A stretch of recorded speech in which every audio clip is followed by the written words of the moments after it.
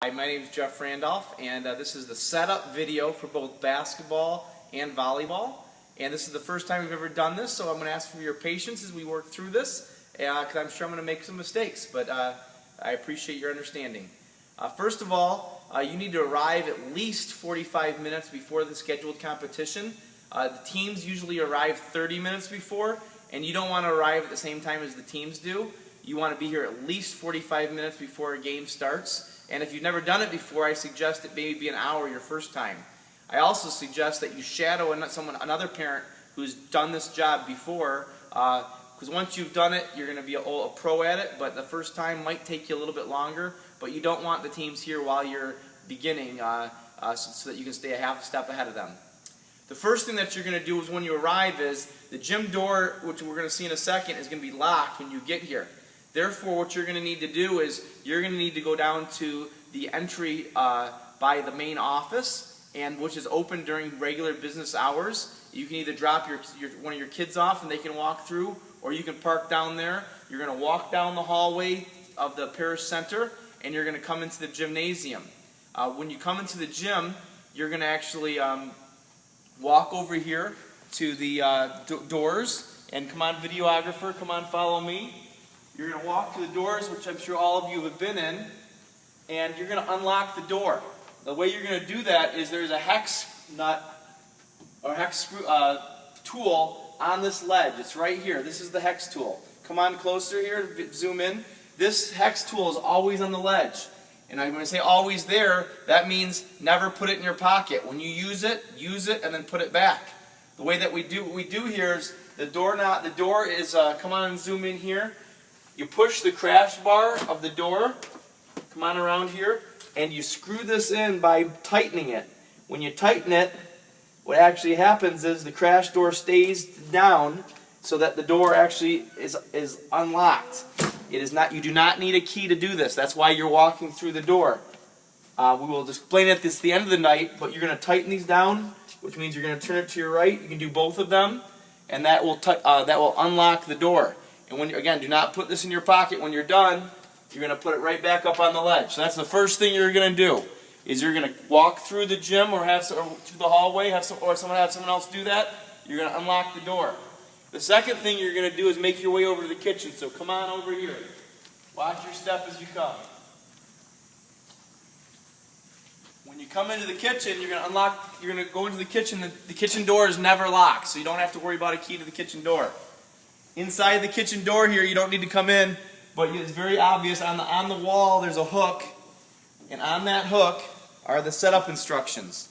The setup instructions will tell you step by step what to do. This is your Bible for the setup and takedown and everything else that you need to do. It not only has the verbal instructions, but it's got very handy pictures of what the gym should look like when it is back to normal. So it's got good digital pictures of what the gym should be like.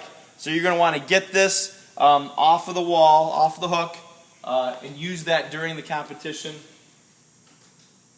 So that's the next thing you're going to do.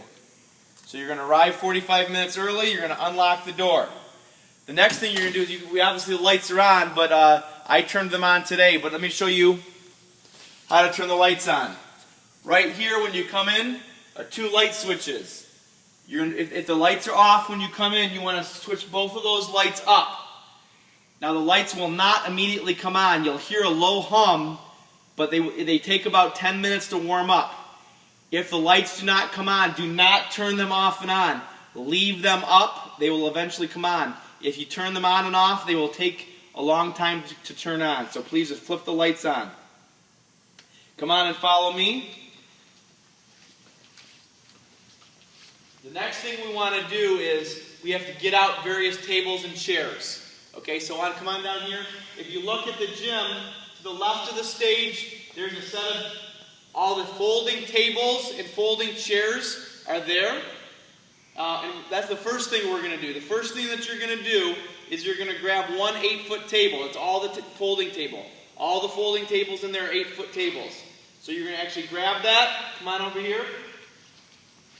And you're going to set that folding table up at about half court. Magically, I've already done that. But you're going to set up this folding table, okay? Next, you're going to take a cart of chairs, and there's several carts in there, and you're going to start setting up the team benches. For basketball, you want the team benches, come on closer please, you're going to want the team benches on the thick line here, and you're going to want to set up about 15 of those for each side. 15 to the one side of the scorer's table, 15 to the other. Okay, that leaves enough room for duffel bags behind, and the kids use the thin line for the out of bounds line. Now this is the difference for basketball and volleyball. For basketball, you're going to set them up here. For volleyball, you can set it up here, okay? We'll talk about the rest of that in a minute. But come on over here, you're going to come, after you do that, you're going to set up your scorer's table and your benches. Then you're going to come in and work on the file cabinet, and I'll explain how that works. So come on over here to the right of the stage.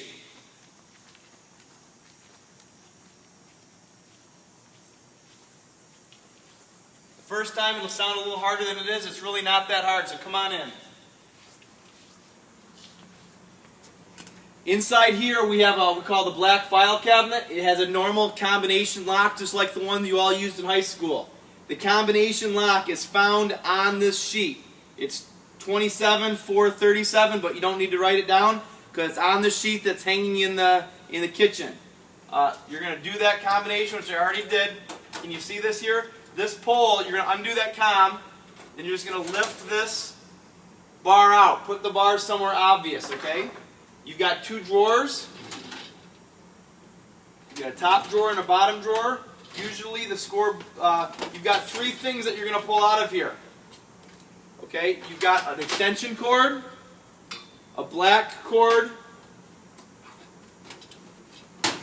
and the actual scorer's unit itself. And if you're doing basketball, you also have a possession arrow. So I'm not going to worry about the possession arrow right now because we're going to, you can just put that on the table. So you're going to pull all three of these things out. And you're going to have to bear with me and watch this because it's going to take a little while, but that's okay.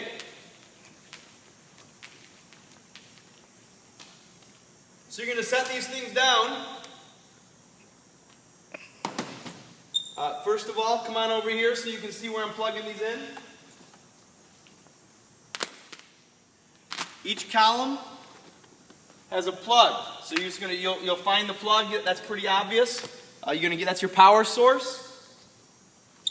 You plug your power source in to your extension cord, and then you plug your scoreboard in. Pretty simple. Next thing is you have the connection to the scoreboard itself, and they're both the same, so it doesn't matter which end. And what you do is you just go to J1, which is just think of the number 1. Just plug that in. Real simple. Okay? Then this goes into the column over here. Come on over here so you can see where that is. There's a jack that only fits this type of jack, so it's pretty simple. Okay? Center court is to the left. There's a jack. You plug that jack in, okay? Make sure though you push it all the way in. If it's not pushed all the way in, it may not work. Next, if you go to the back side of this, you can just turn that on, okay? And actually, that's all you have to do for the setup person. We're going to cover in a separate job what the scoreboard person responsibility does. For now, for setup, all you need to do is put the table out, put the console out, and plug it all in. It'll be the scoreboard person's job in terms of how to get that on, okay? So that's what you need to do there.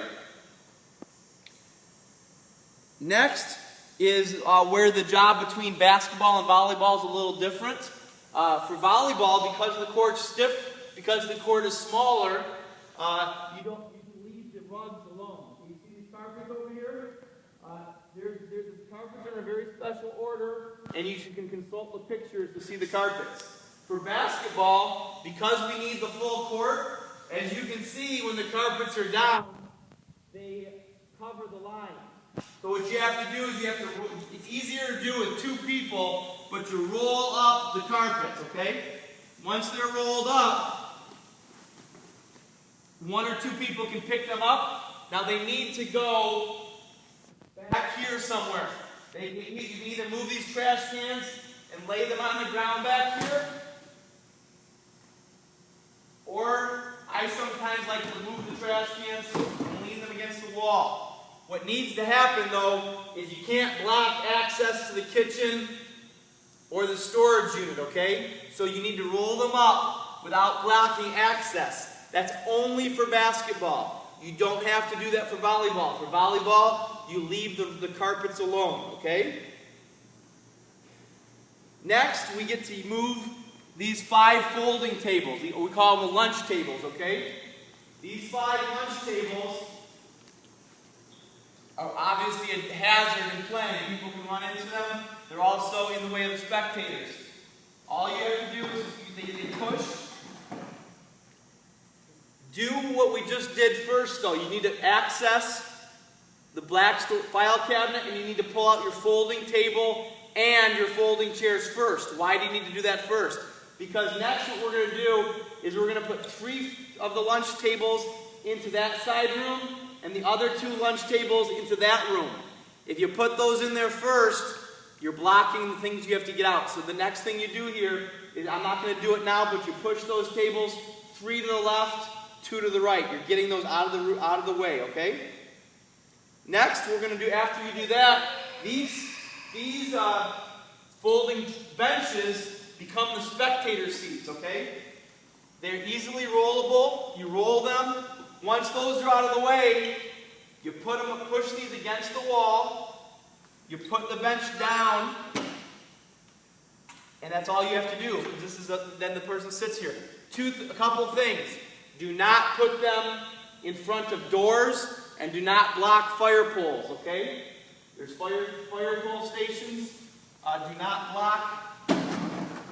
block these fire poles, okay? But those benches then, starting down there at the door, all the way along this wall, for basketball, is a spectator area, okay? For volleyball, in addition to having this all the way down the wall, so the spectators go along the back wall and sometimes behind the bench here, okay? We can figure that out. The main thing, though, is spreading these benches out for the spectators to sit on, okay? Finally, you do is you can get the score books from the respective your coach and put it at the table. And lastly, you take the trash cans, all those trash cans there. You can put one over there by the entry door and one over there by the drinking fountain. That way, it's ready to go. And I believe that's it. One other thing I'll mention is the ceiling fans. If for some reason it gets really warm in here, you need some circulation, the ceiling fans are off to the right here next to the kitchen. Thank you very much, and we look forward to working with you. Go Jaguars!